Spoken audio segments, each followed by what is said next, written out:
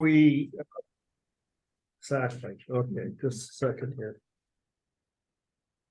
Get the big recording sign off so I can see your friendly faces. Tonight if you have a Bible, turn to Psalm 109. If you don't have a Bible, just listen in. But we're going to start. In this particular unit, we're going to be looking at a lot of different scriptures. Maybe not so much tonight, a lot next week, but we are looking at Psalm. We're starting with Psalm 109, and this is fun. You're gonna wonder about my sense of humor, but when you start reading Psalm 109, it starts, "O God, whom I praise, do not remain silent. For wicked and deceitful men have opened their mouths against me. They have spoken against me with lying tongues, with words of hatred that surround me. They attack me without cause. In return for my friendship, they accuse me. But I am a man of prayer." Okay, so then he starts in verse 6. He's a man of prayer. That's good. "Appoint an evil man to oppose him. Let an accuser stand at his right hand. When he is tried, let him be found guilty, and may his prayers condemn him. May his days be few. May another take his place of leadership. May his children be fatherless and his wife a widow." You get that one? May he be dead. Okay, may his children be wandering beggars. May they be driven from their ruined homes. May a creditor seize all he has. May strangers plunder the fruits of his labor. May no one extend kindness to him or take pity on his fatherless children. May his descendants be cut off, his name blotted out from the next generation. May the iniquity of his fathers be remembered before the Lord. May the sin of his mother be never blotted out. May their sins always remain before the Lord. Now, there may be someone in your life that you would like to have prayed that about, and you may have thought you couldn't, but actually such a prayer makes scripture. That's a little wild, right? Yay! Okay, and we're going to talk about this kind of psalm probably later this evening, but there are such psalms. And what we're talking about tonight is the difficult person, how to love the most difficult person in your life. I might say this particular psalm might not be where you end, I hope. But you also have to know that these psalms exist, and there's a reason they exist, and we will talk about that. But let's move into the notion, the challenge we have before us. Obviously, from the reading of the psalm, it can be a real challenge, and you can see how the psalmist in this case responded to it. Just, God, take him out, ruin him in every way that I can possibly think of. Okay, so we have difficult people in our lives sometime or other. You think of the most difficult person in your life, and this is a class on learning how to love. And the premise of the class is that love is something you learn, that often the reason we're awkward, often the reason we don't do all that well, we find we didn't really act in loving ways. We weren't too skillful about this or skillful about that. When we wanted to be loving, we were awkward and didn't quite know, because love takes learning. It doesn't just happen. Some of it we pick up from the examples of others. Some of it we pick up from life experience. But what we seldom do, and even churches seldom do, is devote themselves to learning how to live lives of love. And that's a theme of this church. And so we've been dealing with some other kinds of scenarios. And tonight we come to one of the most challenging. When you have that person in your life that is the most difficult you can run into, they're temperamentally very different from you. They almost seem out to get you. In one way or another, they make your life the most difficult. And so I want us to think about that and picture picture the person you find or have found to be the most difficult to love or appreciate, or even just to be around. Perhaps the person who makes your life most difficult. No names. I don't want to know who that person is. I just want you to picture who that person is. But now I want you to describe them.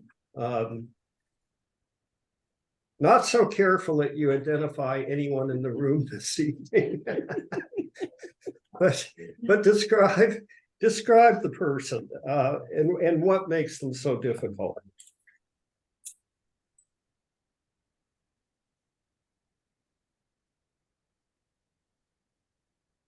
Adele, I don't mind going first. This is Art. A couple of things. I think once you classify someone as most difficult, you're starting from behind. But having said that, that's fine. That's true. Because classification doesn't set up any chance for success there.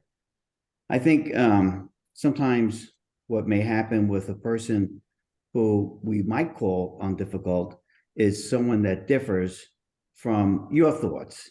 And so that's where the difficulty may come to bear.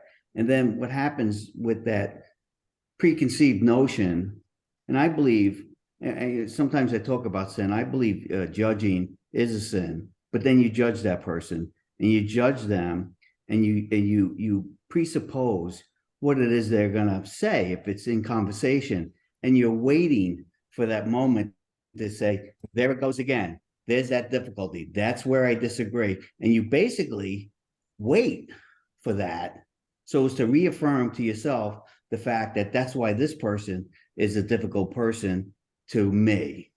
And so that's where I would at least begin with that. Well, that's one kind of difficult person, the person that you always find yourself disagreeing with on really critical points. Viral? Yeah, another person I would say is the one that doesn't want to talk to me, like no matter how much I try to have a conversation, it's just a shut off. So that's difficult to crack when somebody's not open to communication. Yeah, I don't know if everyone heard that. When someone won't talk to you, isn't interested in a relationship, but it would be really helpful if you could be in a relationship, but they won't let you in. Yep. That's hard to imagine. You're such a lovely person. They wouldn't let you in. I have two. One is bombasticness. They're so big, they suck all the oxygen out of the room when they walk in the room. And I think the other one for me, as I've gotten older, is somebody who perpetually violates boundaries and they don't know it. Yeah. Yeah. The person who perpetually violates boundaries. I'll take Art's warning at the beginning. But there are these people, and we may not identify them as the most difficult, but they're really hard to live with. And you just find they're really, really hard to live with. For some people, it's like a boss like Art, That's what I've been told. But we're thinking of classic people, really. Every neighborhood has that one neighbor who, the kids know not to go anywhere near their yard because it's going to turn into a neighborhood event. Others. Well, I was a really scrawny child, and I'll never forget, and I'm going to say his name, Mark Johnson, who bullied me unceasingly until his cousin shot him. Remember, we lived in Appalachia. That was not that unusual. He shot him while hunting. And I don't really feel good about that, even though the guy made my life miserable. But I am reminded that it helps to grow up and to mature and to gain a better understanding of how people behave toward one another, and to understand that, maybe maybe this person is a real annoyance to me, but I have a feeling I probably annoy them too. And so what I want to do is better understand what's going on. Yeah. But Mark Johnson did make my life miserable. And the real solution before he was shot is I punched him one day, and that took care of it. So never punch a scrawny kid. It's Oh, not- we we later get to the insights and lessons that we've learned from encounters, and we've mentioned a few of them already. Punch them, okay. You know, to take the other side of what the other situation that Art's dealing with, a person who's always judgmental becomes a very difficult person to live with. The bully is a classic case in point. You know, I had a friend on Facebook a year or two ago who I guess fall in the category of what Laconia was talking about. It just didn't know boundaries.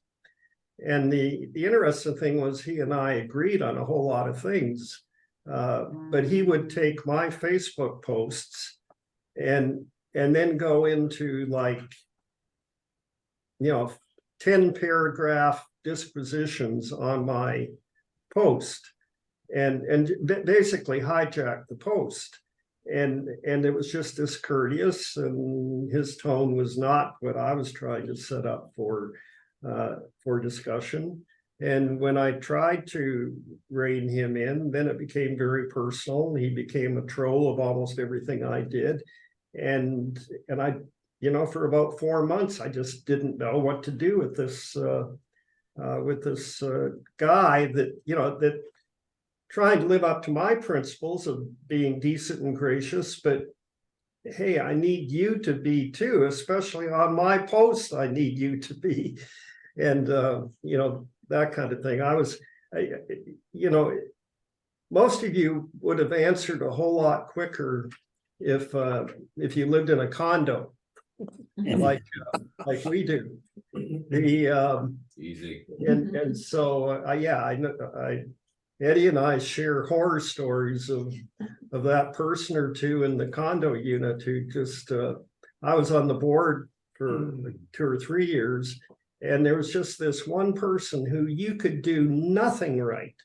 I mean, it's like she had nothing to do with her life but sit there and wait for someone on the board to send out the wrong communication, to get the bylaws wrong, to make the wrong decision, and then to hound you until, you know, until you're, I don't know, she hoped, beaten into submission. And she was bright. I mean, she was really smart. I mean, you didn't want to get into it on the bylaws with her because she really knew them backwards and forwards, but a little dogmatically. She wasn't always right on the bylaws, but she did actually know them. Mm-hmm. And so sometimes you have to go back and say, well, that's not really what that bylaw says. Come on. But anyway, she was just relentless. And we're going to get to solutions in a minute or two. But the solution actually there turned out to be put her on the board. And actually, I'm really sort of crediting her at this point. I mean, because when she obviously apparently was a really smart person, feeling really powerless, feeling not recognized, feeling not heard. And when she came on the board, her hard work and her conscientiousness started showing up, and she had power, and she still is pretty awkward. I mean, I'm not a person with what I'd call a really high EQ. Doesn't read people all that well, doesn't read how she herself comes across. But all in all, she's not doing bad on the board, and isn't near the problem to the whole association that she was when she was off the board. So, I mean, I guess probably each case has its own solution. But anyway, how does this person make you feel? And why?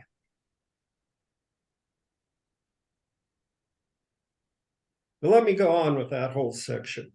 How the person makes you feel and why they make you feel that way. And do you feel that you're being fair to the person in the way you picture them? I think Art started off with a great caution that if you identify them as that is the difficult person in my life, you already, but of course, honestly, nobody wants to do that. Nobody wants to identify that person. Just sooner or later, you realize that person is, but still watch the labeling at that time. So do you think you're fair in how you're thinking about them? And how did they make you feel? And what makes it difficult to be fair? Dale, if it's okay to just jump in, I think if you reflect upon the way in which you interact with the person, I think you feel guilty. I think you recognize that's not what you should be doing, but almost like your intuitive, natural reflex is to combat, whether it's verbally, whether it's even just I don't know if the word is mentally, just your considerations towards that person. And so I might suggest it leaves you feeling guilty because you recognize that's not what you should be doing, but you do it. Yeah. Well, they put you in awkward spots all the time, and you realize the game the way they play it is not the game you want to play, but now you're suddenly in it because you went to their level essentially. And Laconia. No, I think there's a sense of powerlessness because at least I'm thinking most of us would be like, we're trying to play by the rules. We're trying to be kind and listening, and we're trying to be accepting and, and doing the things that a good Christian would do in a conversation or in a relationship. And they are not responding that way. So they're not playing by the same rules we're playing by. Yeah. And so you just go like, so you try this thing and then it doesn't work, you try that, it's not working. And you go like, so you feel powerless, like, how do I then get to that person to talk to me? Or how do I get, I was thinking about a person that I felt like has lied to me several times. And, what do I do about that? Is there something to do about that? So it's like, okay, do I continue to be in a relationship with this person who is lying to me? Yeah. At first I felt small. Yeah. And then I felt angry. Yeah. And when I felt angry, that's when I knew I had to do something. Yeah. And I would kind of guess that at least when I am feeling small, anger is the next thing I feel. Sense of powerlessness. Yeah. I know Robert wants to say something too. I saw his Robert? hand up. Robert. Oh, my turn? Yeah. Oh, okay. all this talk that I'm hearing is making me think about the Sermon on the Mount where God tells you to love your enemies. Robert. Voted off the island. Dale, I was going to say that on occasion when I find people, I recoil. I see them coming and I kind of head the other way. I mean, that's kind of sometimes my natural reaction to people that I find difficult. Yeah. And that's obviously not good, but that is a strategy. Robert, your contribution there was just too good too early. Means we can wrap up 31 minutes before the hour. But I kept thinking about it. Exactly. And where Robert went is where, when we get this unit done next week or the week after, I think sort of foreshadowing where we're going. It's that. Robert, I want to wallow in the dirt. Yeah. But yeah, I mean, that's where we should go. And but even that's not quite that simple, but that No. is the text you go to.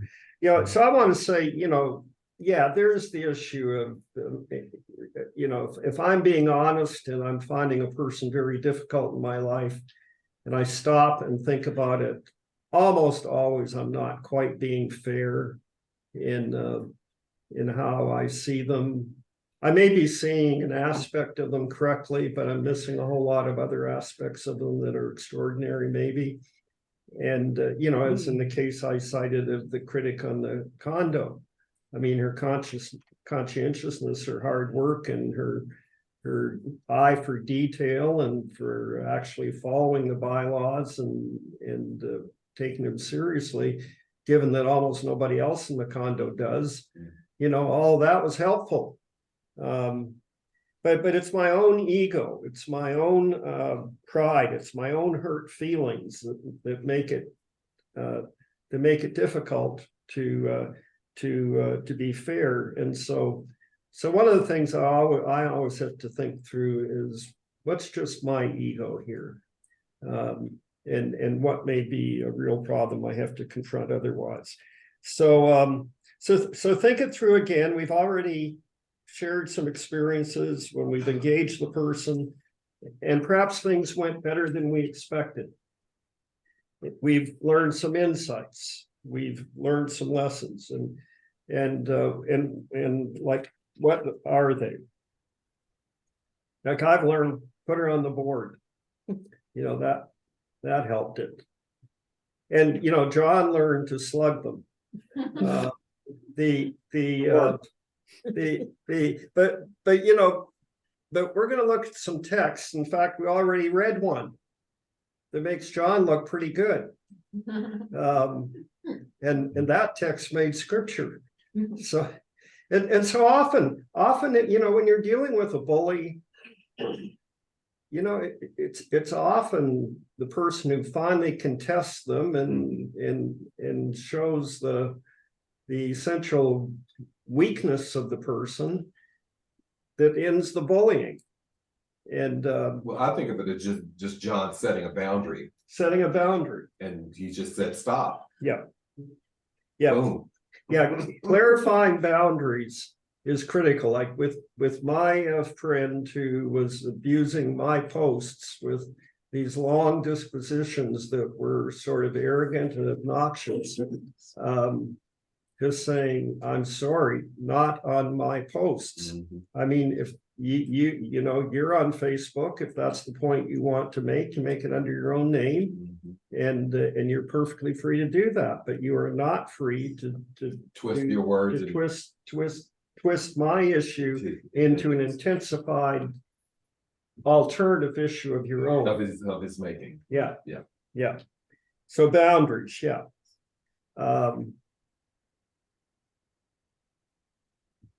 What else do we learn? I think you learned with your neighbor who's now on the board that maybe what she was really saying is she wanted to be heard. Yeah. And then you gave her the chance, and guess it worked out well. So. Yeah. Well, I don't really, I might have left the impression I have single power to put people on our board. That isn't quite how it happened, but we ended up putting her on the board, and that I note that turned out well. And the lesson was she felt powerless. She didn't feel taken seriously. So sometimes it's a matter of taking a person seriously, seeing what it is that drives them. What are their triggers? Try and figure out what their fear spots are. What makes them feel small? I mean, they're probably being difficult because they feel small in some way. They have something they have to prove. What is it? I mean, they don't look like they need that, but I'm going to bet they do need that. that somewhere down inside them is a smallness that's screaming, and that's leading to their misbehavior. Dale, I had an occasion once and we had a couple people over for dinner party and there was one person that was, kind of dominating things. And I had a friend that this person was sort of dominating their time. And afterwards, I kind of went over to the other friend who I felt might have been dominated with this other person, trying to be as general as possible. And I was kind of apologetic, like, I hope that didn't, I hope that worked out. And this friend said, the person was very interesting. So I had totally misread it. And sometimes I think you just have to look at people through the eyes of others and let them, just maybe change your frame of mind for a moment. And Yeah, that's true. I think one of my learnings is person is actually very, I am responsible for my self-care. And if the person continued to make me feel uncomfortable and angry, I will continue to feel that way until I do something. Yeah. And I told the person, I said, hey, this makes me feel uncomfortable. Then the person said, I'm not trying. I said, this is not about you. It's about how I feel. And they stopped. Yeah.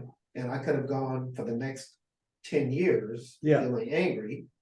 And when it stopped, they were clear. And if they had continued to violate, then they would have told me that they weren't respecting me.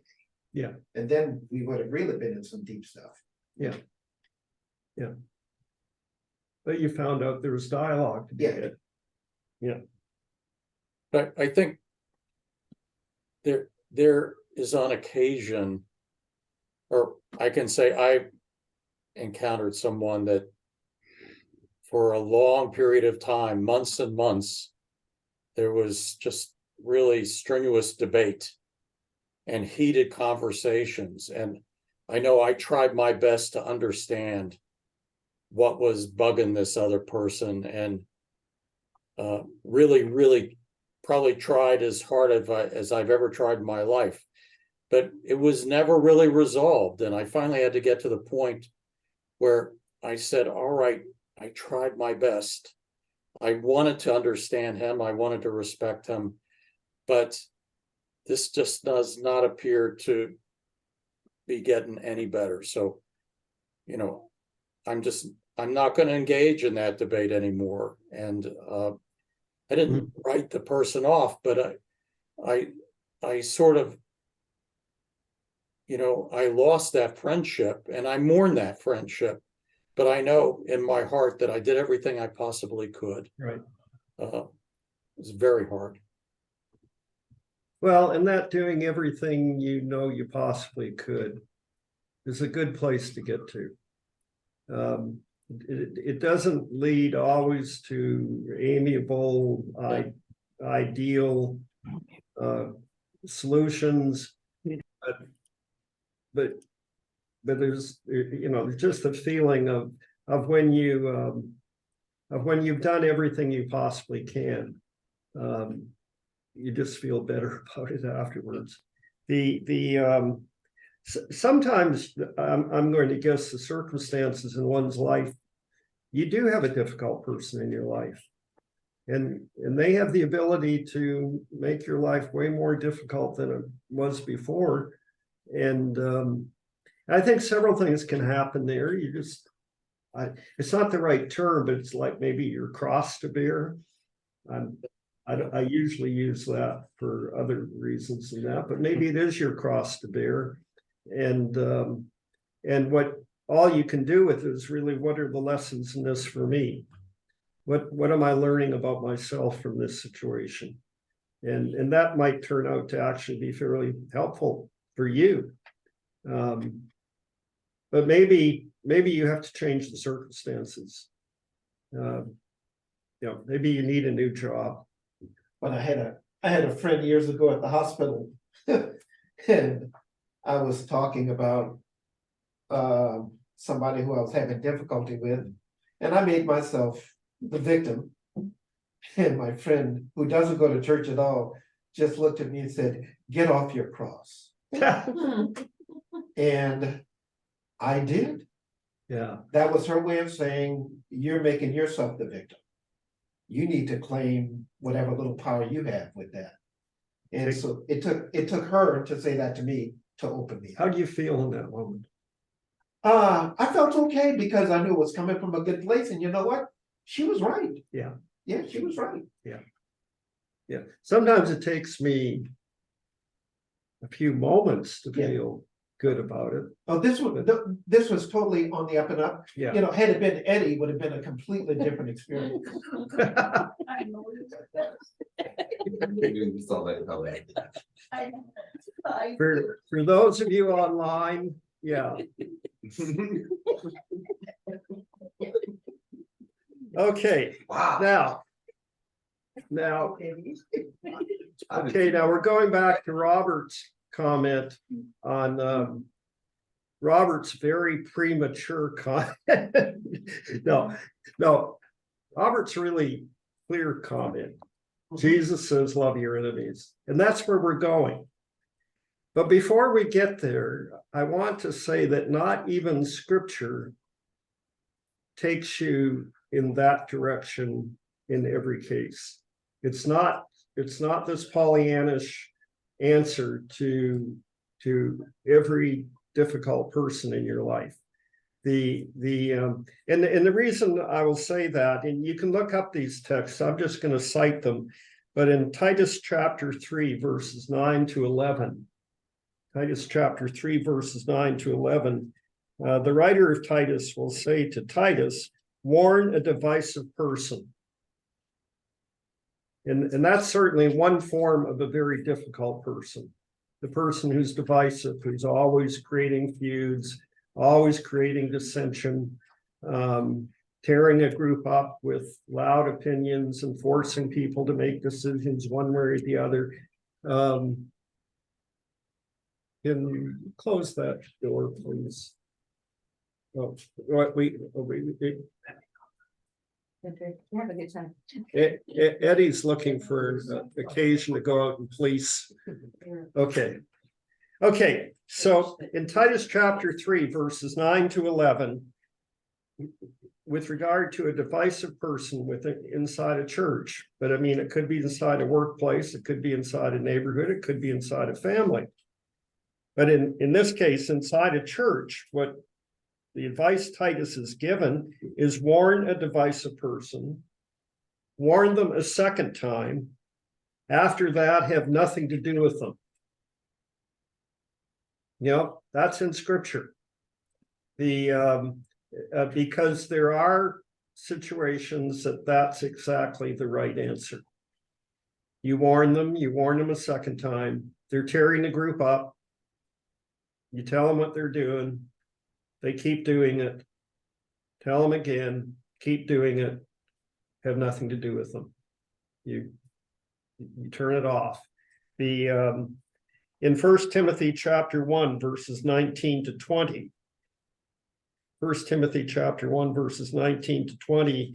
The writer there is talking about two people called Hymenaeus and Alexander. And he doesn't even get into what these guys were doing wrong, but he says, I handed them over to Satan. Said, okay. That's 1 Timothy chapter 1, verses 19 and 20. And again, I'm not going to suppose that the writer of the text is wrong. There are times when, and I'm also not going to suppose I have any idea what that means. Handed them over to Satan. But I mean, I think a lot of commentators say basically, you know, disfellowship them, cast them out of the community for whatever it was they did. I'm going to turn to a passage that actually gives you a pretty good answer for what we're talking about tonight. It's Matthew 18. Verses 15 to 17.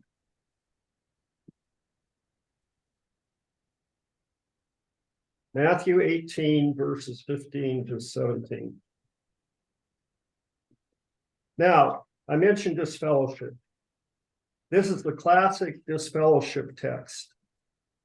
This is the text that churches go to when they feel the need to disfellowship somebody. Hopefully it doesn't happen very often, and it almost always turns ugly when someone decides they're going to do it. And it partly turns ugly because they turn to this text for rules on how to disfellowship, and the text isn't about disfellowship. You know, so that's a particular problem. The text tells you right off, Matthew 18, verse 15. It tells you what the problem is. This is the problem it anticipates. It's not saying they got their doctrine wrong. They did a really bad thing. They brought scandal on the church or whatever. It says, if your brother sins against you. Essentially what it's saying is, if your brother has deeply offended you, you know, if your brother has deeply offended you, this is what you do. You go and show him his fault just between the two of you. Because, you know, in all sorts of circumstances, and you find this all the time, something's going wrong in a group, and a whole lot of people do a whole lot of talking about it. But the first thing is you go and talk to the person that you're having the problem with. Just between the two of you. The text is pretty precise about that. If he listens to you, you have won your brother over. But if he will not listen, take one or two others along, so that every matter may be established by the testimony of 2 or 3 witnesses. It also looks a little different when a couple of others are listening in. It's a good idea. It's a good idea for everyone's protection, including your own. Take a couple of other people and see if some mediation can't happen. See if they don't see something you didn't see. Or if you're in fact completely right, and this was an absolute unacceptable offense against you, then they are at least witnesses of that. If he refuses to listen to them, tell it to the church. And if he refuses to listen to even the church, treat him as you would a pagan or a tax collector. Okay. But the issue is not disfellowship. The issue is a dispute between 2 people. And then I would say it's written by a tax collector. The text is written by a tax collector. So Matthew's the tax collector, right? We all remember that. We're watching the show, The Chosen. Matthew's the tax collector. He writes this and says, well, you know, if you refuse to listen even to the church, well, treat them like you do me, you know. Oh, I don't know. But anyway, treat them as you would a pagan or a tax collector. And then you go back to, well, how did Jesus treat pagans and tax collectors? Well, really not that badly. I mean, pretty nicely most of the time. But it is making a common sense case. There are some consequences when there's conflict between 2 people and something unfair has been done. So what I'm saying is the problem we're looking at, Scripture is actually filled with instructions on it. And so for the remaining 12 minutes or so we have tonight, and then we'll pick up here next week, thinking of passages in Scripture, stories, teachings from the life of Jesus, or other texts in Scripture that perhaps show you loving ways or even just wise ways to survive and maybe even thrive in your relationships with this person. I'm going to go into a set of texts in a moment, but is there a text that's right on the tip of your tongue? You're thinking, when I think of this problem, what I go to, and if you're not Robert and haven't already got to love your enemies, because most of us aren't that pure and holy. But anyway, I'm kidding. Yeah. I mean, yeah. How about that one that says, if someone takes your cloak, give them your tunic too? Yeah. Something like that. Yeah, we're gonna go there too. It's some length. That's exactly the texts we're headed toward. That's Matthew chapter 5, verses 38 to 48. It's in the same passage that love your enemies is, but we'll get there in a bit. Another text that just jumps out at you, or a story. I mean, What scripture, about walking the extra mile yeah, or turn the other cheek? exactly. I have kind of like a story where Jesus, he heals this blind guy who everybody thought was, born blind because his parents had sinned. And Jesus healed him. And then he went to see the conclusion of the story. He went to see the Pharisees, and Pharisees were just like telling him, like, it doesn't make any sense. How do you heal? And then Jesus comes in and said, because you claim to see, your sin remains. And I think the issue is a pride. Also, is when you are so stuck, even after you do the steps and stuff, that your pride prevents you from seeing your own sin, then it is something that Jesus is like, it's nothing I can do about it. Yeah, yeah. Your guilt remains. Jesus deals with difficult people and doesn't necessarily let them off. Yeah. I mean, for love your enemies, he also knows what to do with a difficult person.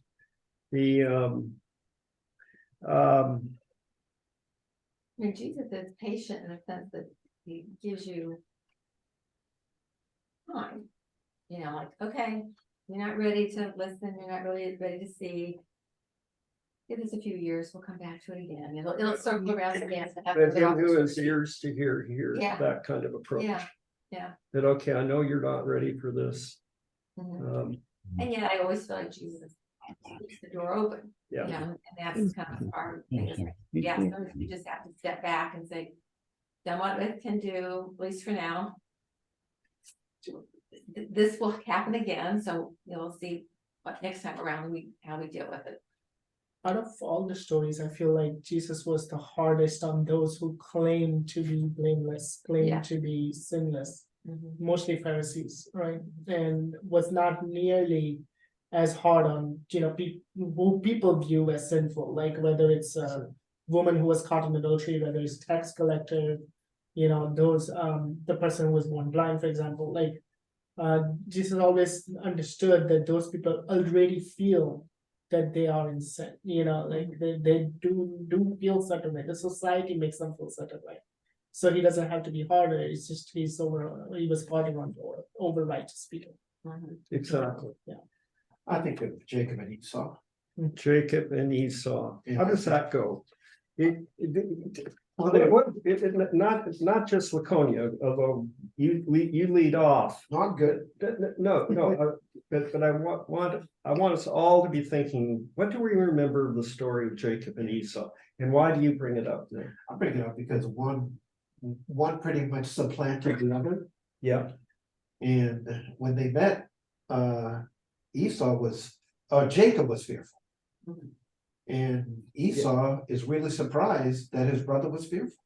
yeah, And the one who was supposedly with God was the one who was most afraid. yeah. It's a fascinating story, and the other thing about that story is it plays out over like 20 years. Yeah. Jacob flees for his life, having cheated Esau out of his birthright and the blessing of the father and everything else. And he flees to a far country to his uncle Laban. That's where he finds his wives, Leah and Rachel. And there's, Jacob is the classic trickster, and he's, he brings a lot of grief on himself, but then eventually he returns home. And now he realizes he has to face Esau. And he divides his people up. He's expecting vengeance from Esau, and all he gets is a brother's hug. That's all he gets in that story. I mean, Esau is not the hero in our stories when we think about it. Jacob's our guy, right? But how that story ends is the one who Jacob sees as the difficult one actually turns out to be the easy one. Actually, Jacob turns out to be a really difficult one. I wouldn't trust him with almost anything around me, But anyway, what I want to do, keep thinking of those kind of examples we may have time to get back to him a moment tonight, but I want to make sure we pick up with how we started. That 109th Psalm, and what in the world is it doing in Scripture? But then there's a number of those Psalms. There's 2 or 3 of them that are really remarkably like, wow, I can't believe that got written and it's part of sacred inspired Scripture. It's part of the canon of Scripture, what we read there. They're called imprecatory Psalms, which, wow, that's a great word, right? I think they'd be better to be called cursing Psalms, because that's what imprecatory really means. It means calling down a curse on somebody. And there's a number of Psalms that are sort of imprecatory, but the 109th is particularly that way, and so is the 69th. No, wait. I'm going to call your attention to a more familiar one. The 23rd Psalm. The Lord is my shepherd, I shall not want. He maketh me to lie down in green pastures. He leadeth me beside the still waters. He restoreth my soul. He leadeth me in the paths of righteousness for his name's sake. Wonderful, right? Yea, though I walk through the valley of the shadow of death, I will fear no evil, for thou art with me. Thy rod and thy staff, they comfort me. Thou preparest a table before me in the presence of my enemies. My cup runneth over. Surely goodness and mercy shall follow me all the days of my life. But thou, thou preparest a table before me in the presence of mine enemies. Right there in the wonderfully sweet 23rd Psalm. That's a bit imprecatory. I've got enemies, and God put them in their place. Exalted me. Wonderful Psalm. It is a wonderful Psalm. That's why I learned it by heart, so that I didn't have to turn to it every time to look it up, so I could carry it with me when I'm walking, when I get in situations where I'm kind of a little directionless. The Lord is my shepherd. I shall not want. I shall not want. I don't need to want. The Lord is my shepherd. I don't need to want. Whatever it is I'm wanting here, I can let go because the Lord is my shepherd. I need nothing else. But even in that Psalm, thou preparest a table before me in the presence of mine enemies. Thou anointest my head with oil, my cup runneth over. So there's a hint of that, but in the 69th Psalm, and I don't think we need to particularly read it.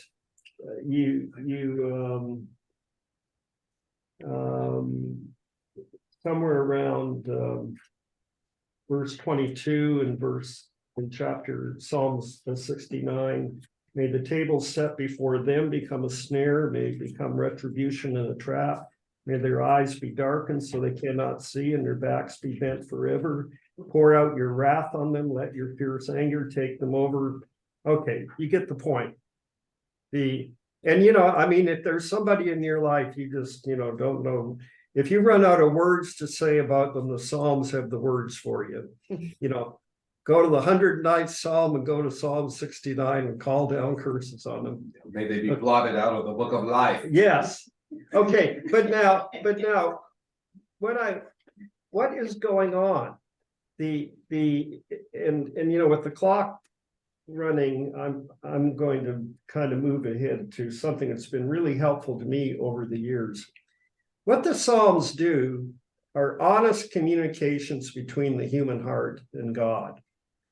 And if you read the Psalms, you can't come to any conclusion but that any emotion you have, you can communicate to God.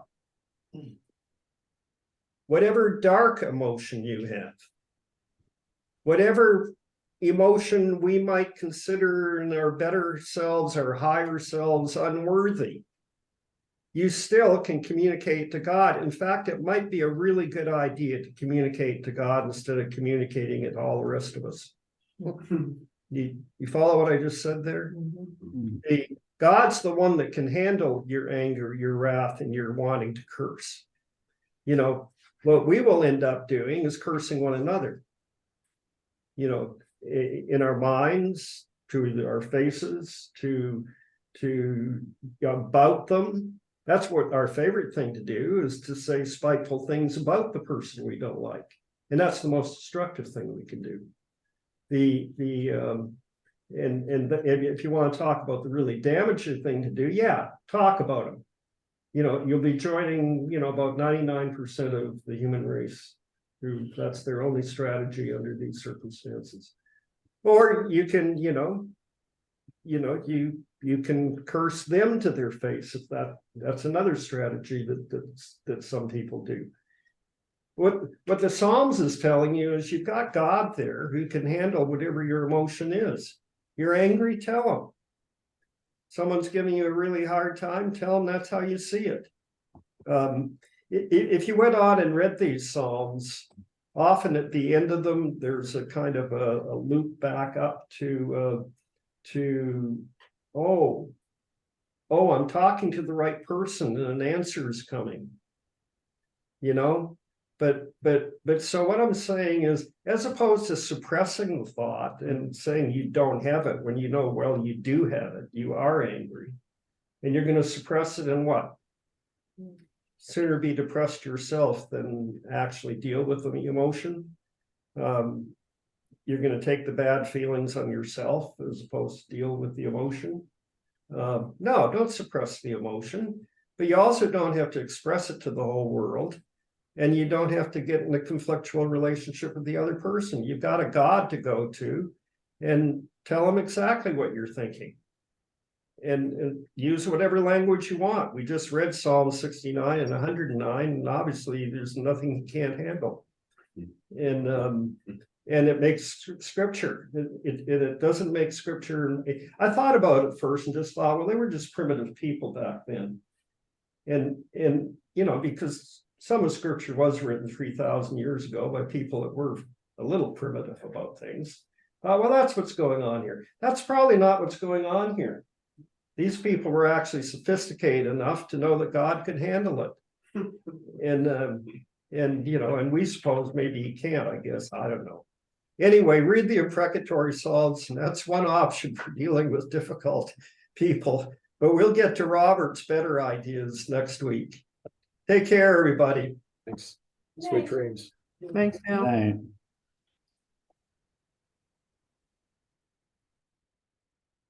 So I looked at